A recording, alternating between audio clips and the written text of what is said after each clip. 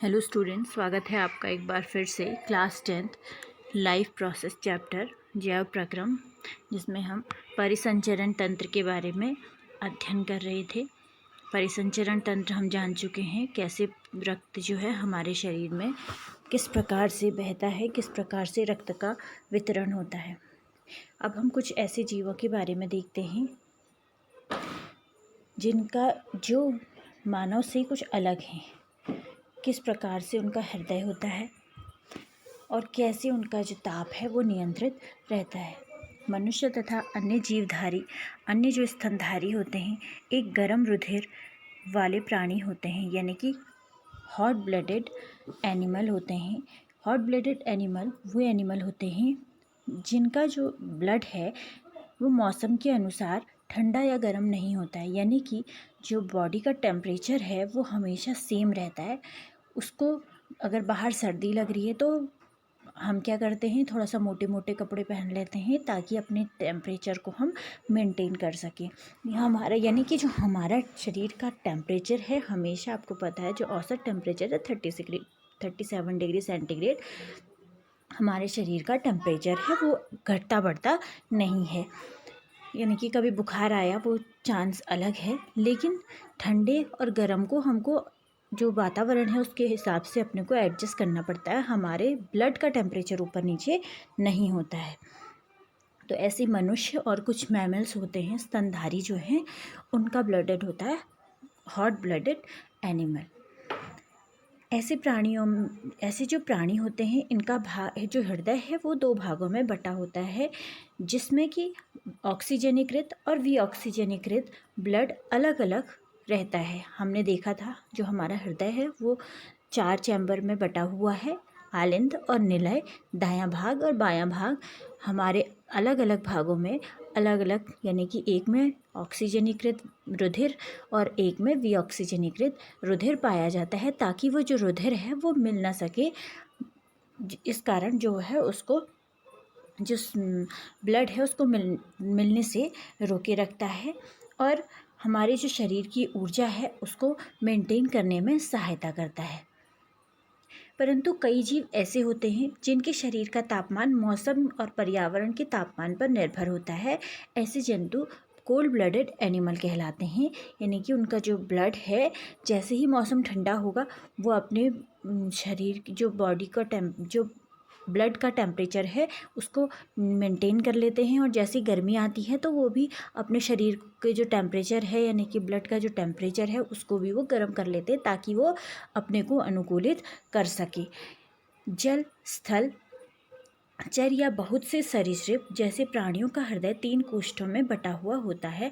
इनका हृदय ऑक्सीजनीकृत तथा विऑक्सीजनित ब्लड को कुछ सीमा तक मिलना भी सहन कर सकता है। जैसे हमारा ब्लड है जो अलग ऑक्सीजनीकृत और विऑक्सीजनीकृत बिल्कुल अलग है, लेकिन कुछ जीव ऐसे हैं जैसे कि सरीसृप है, जिसमें कि मगरमच्छ हो गया, ये इनके जो हृदय है उसमें 3 चैम्बर होते हैं। कुछ हद तक अगर इनका ब्लड मिल भी जाए तो ये सहन कर लेते हैं, लेकिन हमारा शरीर उसे सहन नहीं कर पाता है।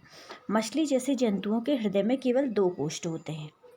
जो मछलियां हैं उनमें केवल 2 कोष्ठ होते हैं। इनके हृदय से ब्लड सीधा गिल्स जो होते हैं उसमें पाया जाता है, जहां वह ऑक्सीजनित होकर सीधा शरीर में भेज दिया जाता है।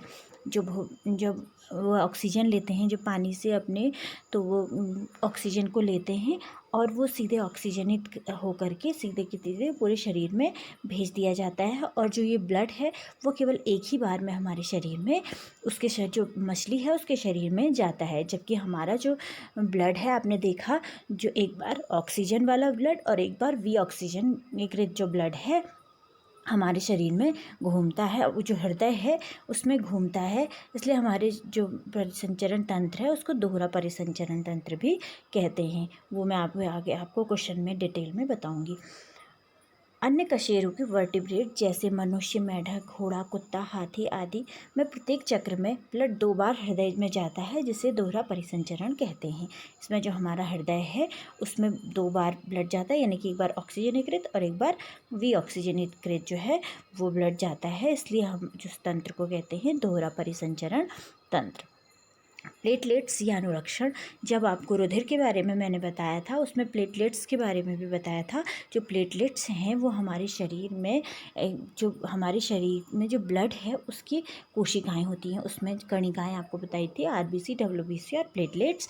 ये प्लेटलेट्स कोशिकाएं जो हैं हमारे पूरे शरीर में ब्लड के साथ साथ दौड़ती रहती हैं और किसी भी स्थान पर ब्लड को किसी भी कारण से रिसने से रोकती है। जैसा कि आपको बताया था कि अगर कुछ कट जाए तो वहाँ पर वो खून का थक्का बनाने में सहायता करती है। घायल होने या कटने आदि पर ये प्लेटलेट्स कोशिकाएं रक्तस्राव के स्थान पर ब्लड का थक्का बनाकर मार्ग को अवरुद्ध कर देती है, जिससे ब्लड का स्राव रुक जाता है।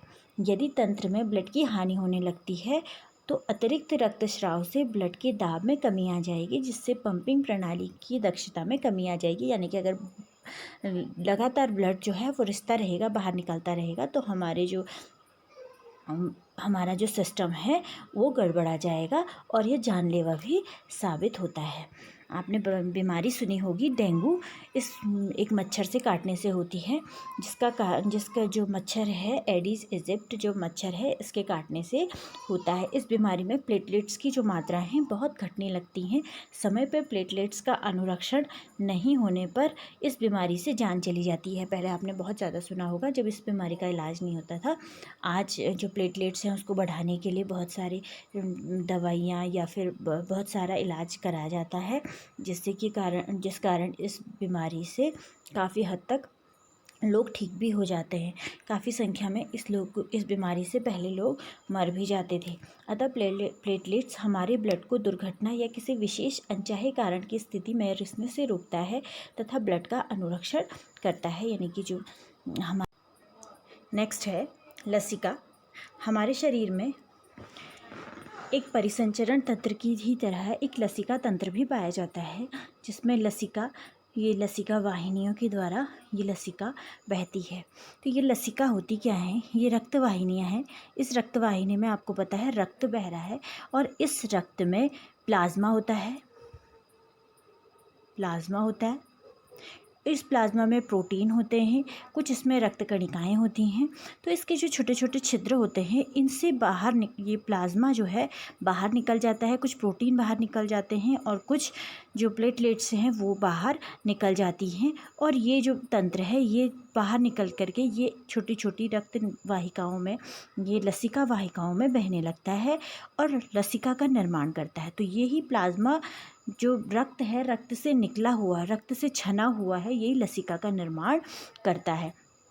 अब इसमें ये रुधिर से इस तरीके से अंतर होता है क्योंकि इसमें लाल रक्त कणिकाएँ नहीं होती हैं, जिस कारण जो रुधिर है उसका रंग लाल होता है और इसका रंग रंगहीन होता है। क्योंकि आप जानते हैं आरबीसीज़ में हीमोग्लोबिन होता है, जिसके कारण रुधिर का रंग लाल होता है। जो आरबीसीज़ है वो छन करके नहीं जा पाती हैं और इसमें केवल प्लाज्मा है, प्लेटलेट्स हैं और कुछ रुधिर से कम मात्रा में प्रोटीन पाए जाते हैं।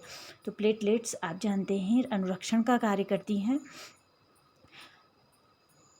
यह एक प्रकार का द्रव है जो वहन में सहायता करता है। इसे लसिका या उत्तक तरल कहा जाता है।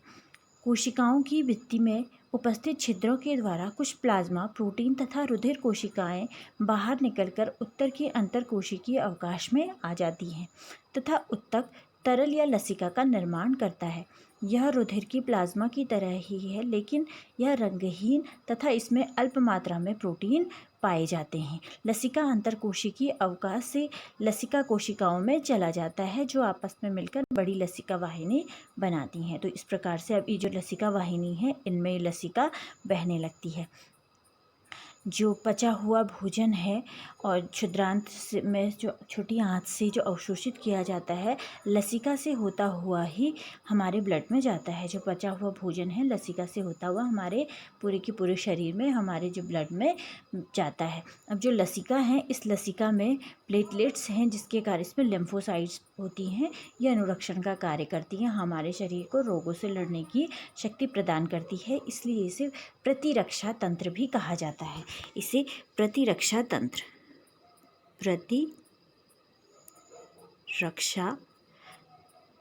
भी कहा जाता है। तो ये मानव में परिसंचरण तंत्र आज समाप्त हो गया है। नेक्स्ट वीडियो में हम पौधों में परिवहन तंत्र किस प्रकार से होता है उसका अध्ययन करेंगे। तब तक के लिए थैंक यू, बाय बाय।